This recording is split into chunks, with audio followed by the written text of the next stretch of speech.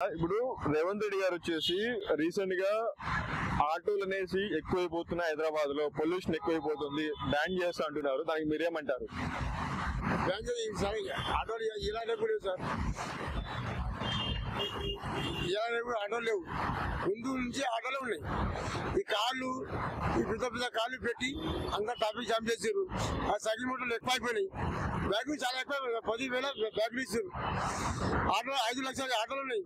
ఇప్పుడు బయట ఆటోలు కూడా వచ్చి ఇక్కడ మొత్తం సిటీలో ఖరాబ్ చేశారు. మొత్తం ఖరాబ్ అయిపోయింది సార్. ఊళ్ళో వాళ్ళే, సిటీ బండి సిటీలో వాళ్ళే.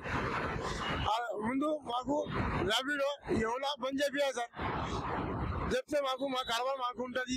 మాకు ఏం పని చేయాలి ఆటోతుంది, మేము మంచి బతుకుతాం. మేము ఎట్లా బతకాలి సార్? పిల్లలు కాలేజ్కి పోతారు, స్కూల్కి పోతారు, రెంట్లు ఉన్నాయి, బండి కిరాయి, ఎట్లా బతకాలి సార్ చెప్పండి? అట్లా కరవా మొత్తం ఖరాబ్ అయిపోయింది సార్. మళ్ళీ బస్సులు మొత్తం ఫ్రీ ఉన్నాయి, ఆటో మొత్తం ఫ్రీ, లేడీస్ ఫ్రీ. ఆటో ఎవరు కూర్చుంటున్నారు సార్, ఎవరు కూర్చుంటున్నారు. దయచేసి సార్కి మా ఓలా ఊబర్ బంద్ చేస్తే మాకు కరవర్ అవుతాయి, బస్సు కిరాయి పెడితే మాకు కరవర్ అవుతాయి సార్. ధన్యవాదాలు సార్.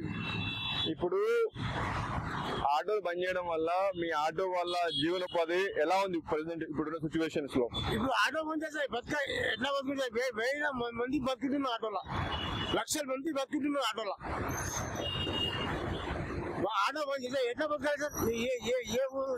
మాకు ఏం పని దొరుకుతాయి చెప్పండి?